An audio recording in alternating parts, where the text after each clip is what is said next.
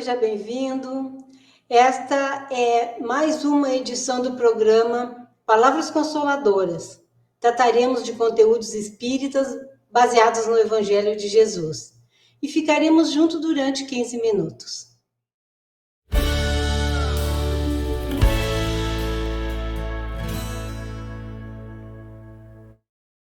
Conversaremos sobre um assunto muito interessante. Os últimos serão os primeiros. Extraído do capítulo 20 do Evangelho segundo o Espiritismo. E está conosco hoje a colega Rosemary Fagherassi, colaboradora do Movimento Espírita de Caxias do Sul. Seja bem-vinda, Rose. Muito obrigada, Ieda. É uma satisfação estar aqui, estudando contigo e divulgando essa doutrina que esclarece a tantas mentes como a nós mesmos. Vamos para o estudo, então? Vamos. Kardec inicia o capítulo 20 com a parábola do Senhor da Vinha. Mas para explicar essa parábola, nós temos que voltar ao capítulo 19 do evangelista Mateus, quando o Messias explica a seus discípulos sobre o perigo de colocar o coração nas riquezas terrestres. Então, Pedro questiona qual seria, então, a recompensa deles, os apóstolos, em deixar tudo e segui-lo. E Jesus ensina, então, algo maravilhoso e motivador a eles.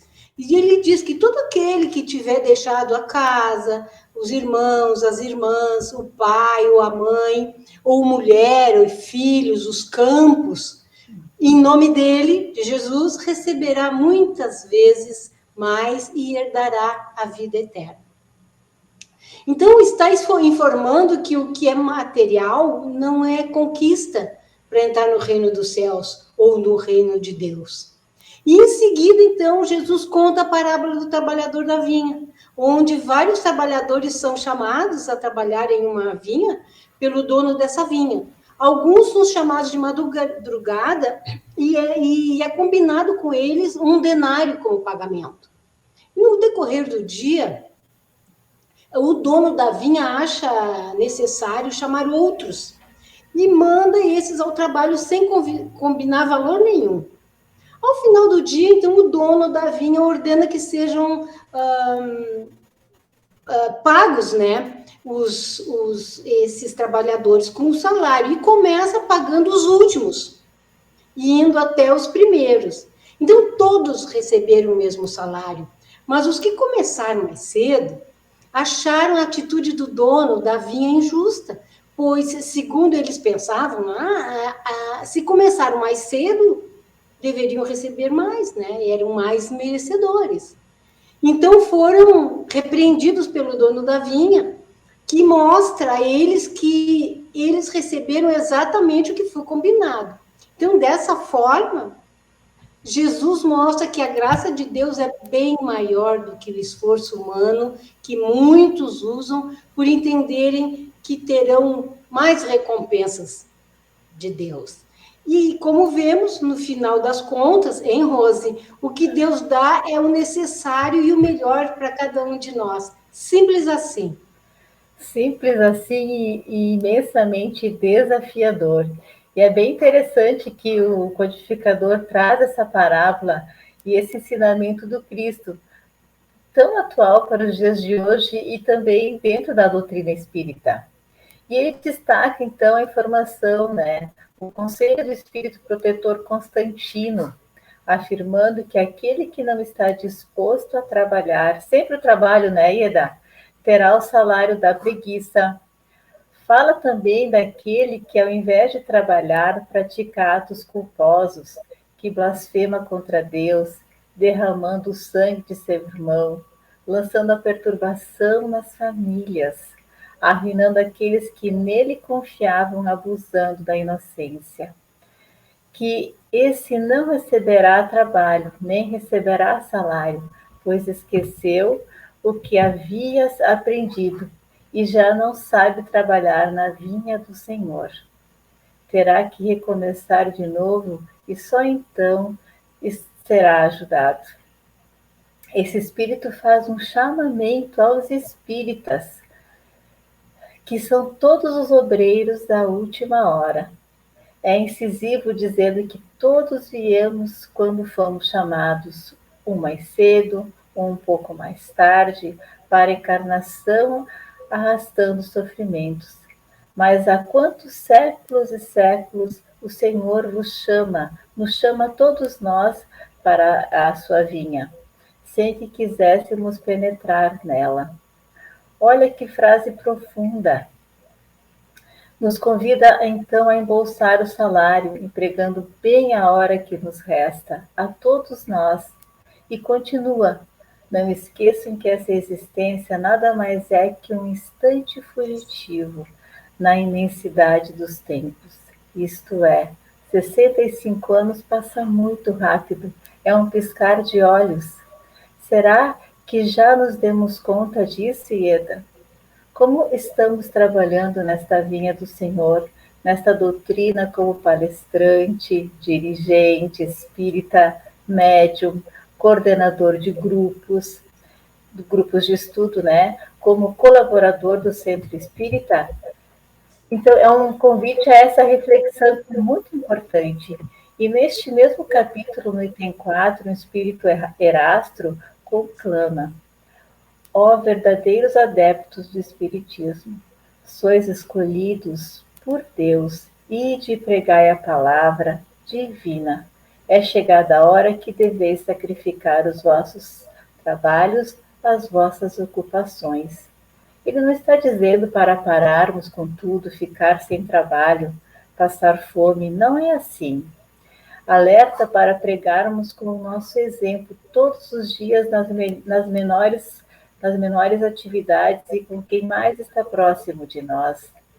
Que coloquemos em evidência o bem, a moralidade, o amor ao próximo, ao perdão. Façamos sem cessar, constantemente, renunciando a alguns prazeres pela informação da boa nova.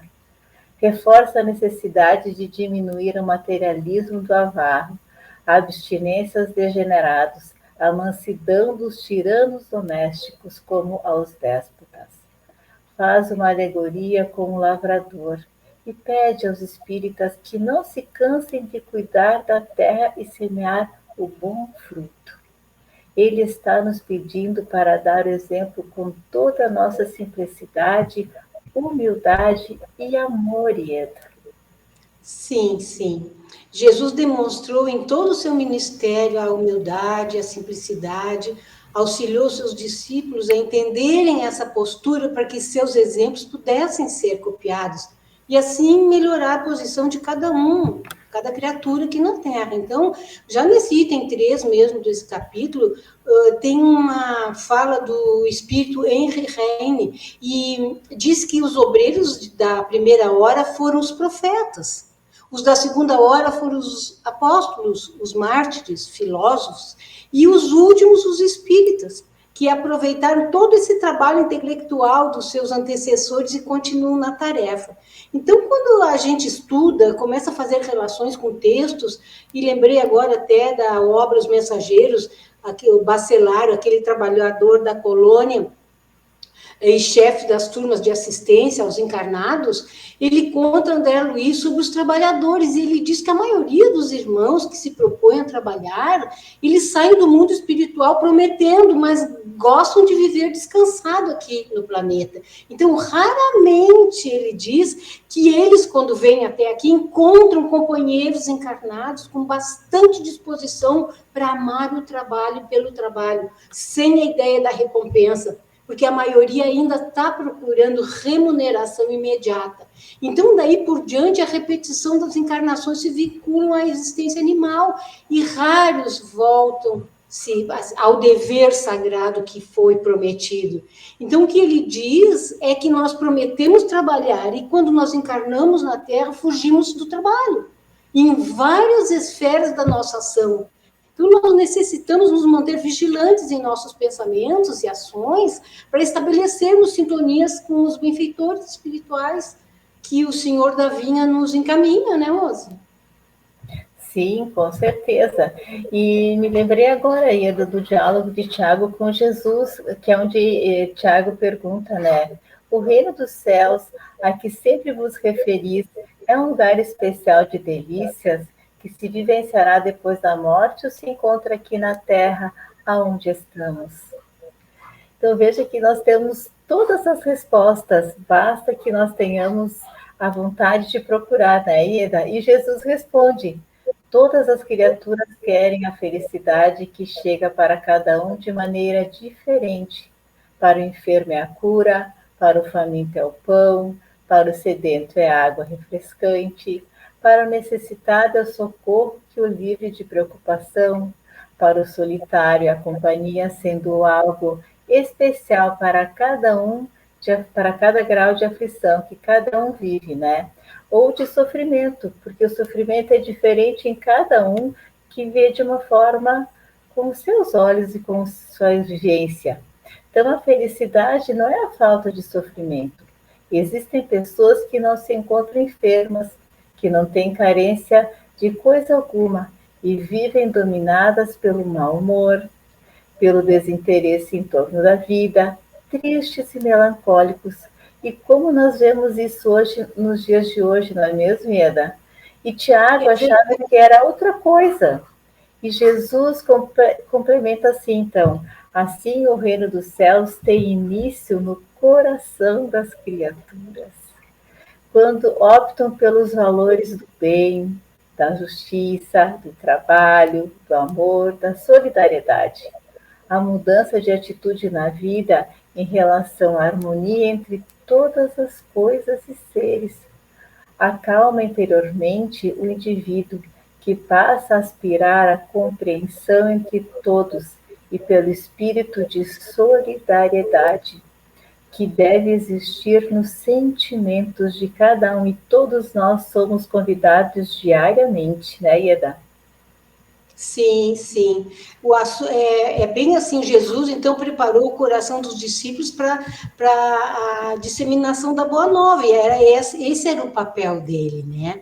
Então nós não terminamos, não esgotamos o assunto aqui nesse momento, a gente vai deixar na descrição do vídeo então as demais bibliografias, ok? Então nós vimos hoje no ensino de Jesus que a aprovação do reino dos céus não está fundamentada nas conquistas materiais terrenas, no merecimento, ou qualquer posição de honra e prestígio que a gente possa conquistar nesta vida. Está nos sentimentos desenvolvidos no coração de cada um de nós. Rosemary, foi uma alegria compartilhar experiências contigo. Obrigada.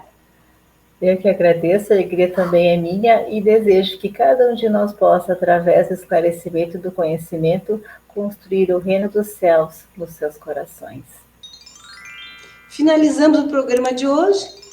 Que Deus ilumine todos os corações. Foi um prazer estar com você. Até o próximo encontro.